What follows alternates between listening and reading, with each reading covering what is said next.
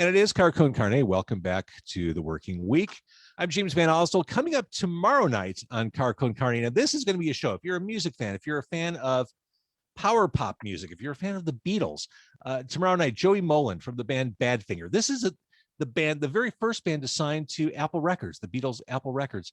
Joey, the last surviving member of Badfinger, who gave us hits like Baby Blue, will be joining me on Car Con Carne. This is going to be fairly epic. That's happening tomorrow. Next week, or actually the week after, a reschedule, which I'm excited about, the Alligator Records Roundtable. Alligator Records, long-running Chicago blues label. We'll have a roundtable with Bruce Iglauer, the founder of Alligator, and Shamika Copeland, talking about the blues. That's coming soon to Car Con Carne. More immediately, this is also super exciting. I'm joined by Kate Reavy of Capucine. She is also behind Chicago Vintage Weddings. Good evening, Kate. Happy Monday. Good evening. Happy Monday. How are you doing? I'm good. We're here to talk about antiquing and sustainability. And I think I wouldn't say I'm an antique shopper in general, but I appreciate antiquing. My grandmother went to every antique show, went to every antique shop, and I got my love of collecting from her. I got my love of digging into the past from her. So when I saw what you were doing with Capucine, I thought, this is something I want to learn more about. I love antiquing because it's very subjective. It's how different items from the past kind of speak to you. Yeah, absolutely. And I love doing it the way I do it, where I don't need to be, it's also because I'm lazy, but I don't need to be very specialized in any particular thing. So I don't need to know everything about this one line of china patterns or this one particular kind of a pattern of silver flatware or something like that. It's more that I can go out, I can find the stuff that I like. I get it for pretty cheap, so I can offer it for pretty cheap and kind of curate that sale experience without charging an arm and a leg for everything, which drives me crazy when I try to go out looking for stuff and Sure. I walk into a store and I'm just like, well, great, I can't afford any of this. And on principle, I'm not buying anything. So Well, so let's explain a little bit, or let's have you explain what yeah. Capucine is. It's 1804 North Damon. Yeah, 1804 North Damon. We opened a few months ago, so really weird timing during the pandemic, but I was bored, didn't have much going on because I'm in the event industry. So it's just a way to stay occupied. And with already being in vintage rentals due to the Chicago Vintage Weddings, the existing business, it just made sense. I already have a warehouse full of stuff and I'm constantly going out scouting new inventory anyway, even during the pandemic, which makes it a little trickier. But Mhm. yeah, it's still a really good time. This is a theme I've come back to time and again during the pandemic, is finding new ways to do old things and finding ways to tunnel through and around the pandemic. Find ways to keep yourself moving forward, if not financially, creatively, artistically. You're doing both right now. Sustainability is a word we all kind of understand. What does that means? What does that mean in terms of design, in terms of Capucine, etc.? Yeah, well, being a business owner, I think you can make a really conscious decision that you want to make sustainable choices for your business, or you can go in the other direction and just say, you know what, I have to get this done. I need the thing that's most convenient and that's going to meet my bottom line. So I've always tried to make that decision to do things that will still allow me to stay in business, but will allow me to have a bit of a cleaner conscience doing so.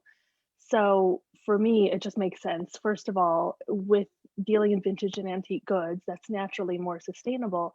And then I just took it more from there. So looking for packaging materials that are more sustainable, American made, looking for things that are locally made and ethically made. And that's all kinds of local businesses that we're working with. It's also just a matter of trying to make sure we're being smart about our electric usage. So not leaving all of our lights on when we're closed, just really basic things like that, honestly.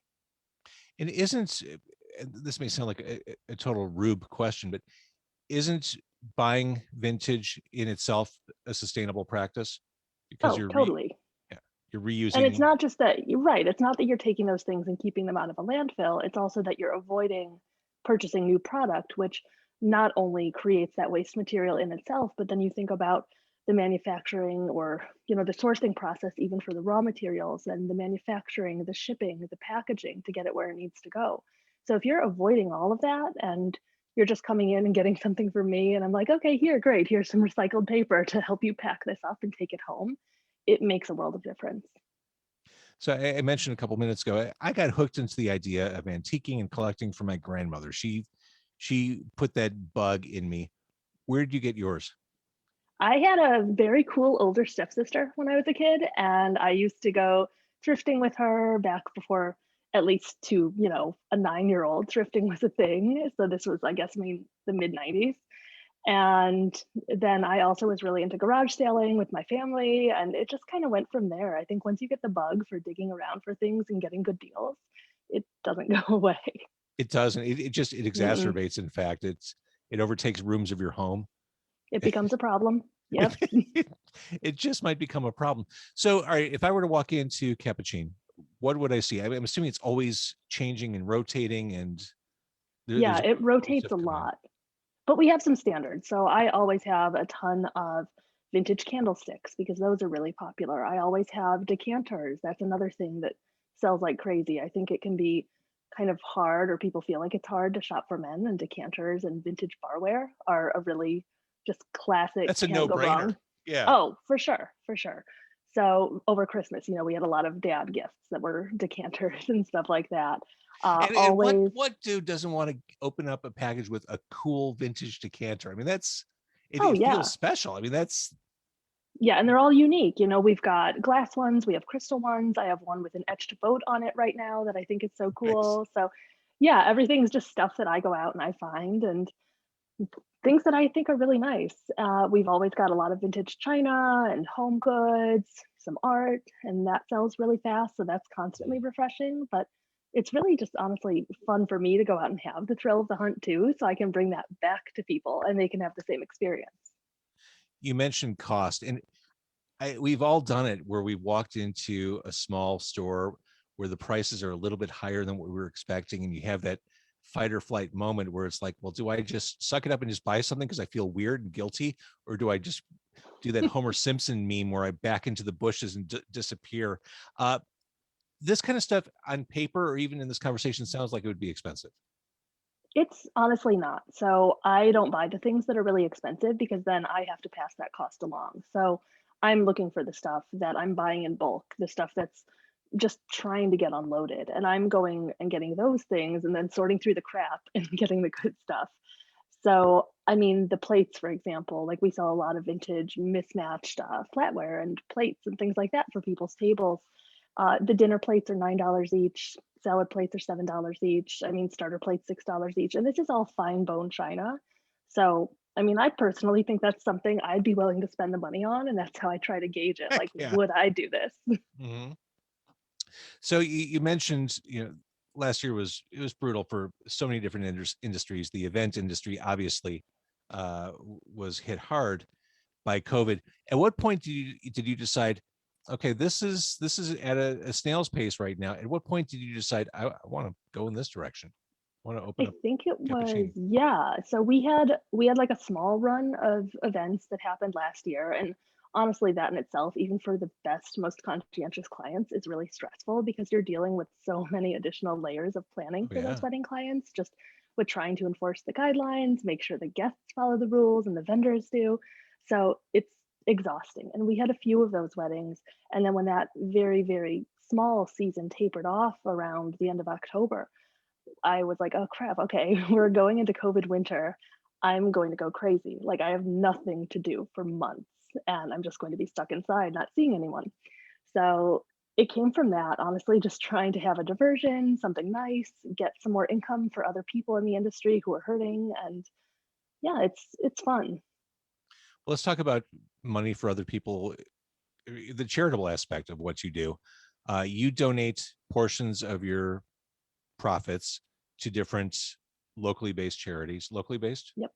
Yes, all and local. currently it's one tail at a time. Yep. One tail Love at a them. time dog rescue. I had Heather Owen, one tail at a time, on this podcast. I don't know, months. I don't understand months and days anymore. At some point during the pandemic, she was on. Oh, she's the Fascinating, best. fascinating person. She gave up a law career to do this I full remember time. that. Yeah, I think 6, 7 years ago or something. So totally cool. So this is female owned business. I know you're also turning over money to businesses run by people of color. I mean, you're really trying to put a lot of money out there into the community, and I think that's awesome. Like, you're in a position where you can help. That's great. Well, we're not a huge business, but I'm trying to do what I can. But that's just it. I mean, sometimes just the act of doing it is so important. I mean, instead of quantifying it, just qualifying it. Here's what I'm doing. I think that's awesome. Thanks. When it comes to incorporating vintage stuff, like, I'm looking around what I laughingly call my home office. It's a very dude office. I've got I like vinyl. it. Thank you. I've got vinyl. I have a couple plants. I have a candle. I have a portrait of my dog in an astronaut suit. How does one incorporate vintage stuff into their home? I think you can go all out. I mean, you can go nuts and just get everything, or you can start small. And I'd recommend, if you don't know what you're doing, start small. Get a few key pieces that you like, set them up on a shelf, get your nice little shelf background for all your Zoom meetings, and that's a great starting point. If you want to do a lot, you can start investing in some furniture. But if you're not sure, I'd say get a little bit of framed art, get a couple of decorative objects, get some candlesticks, just certain pieces, and you can see if you like them and they grow on you, and then you can go get more.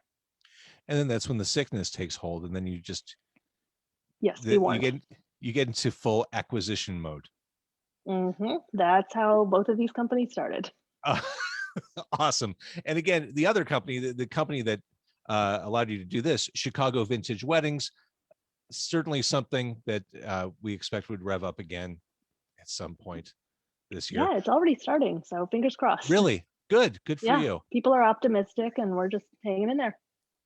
Good for you. All right. And then Capucine is at 1804 North Damon. That's Bucktownish. Bucktown, yep. Excellent. And what are your hours there? We are doing winter hours right now, so we're Fridays and Saturdays from 12 to 6, and then Sundays from 12 to 5. But once we get later into March, we're going to open up for some more hours. And people can go to the website and see a lot of what you have there, and they totally. can And kind of browse. We can ship if people don't want to come in. We can do curbside pickup, so we're flexible.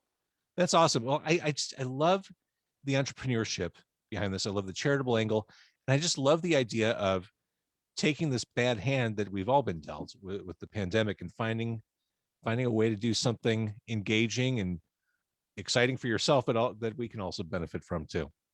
Thanks. All right. So the website is, Kate Reavy? It is shopcapucine.com. So that's ShopCapucine.com.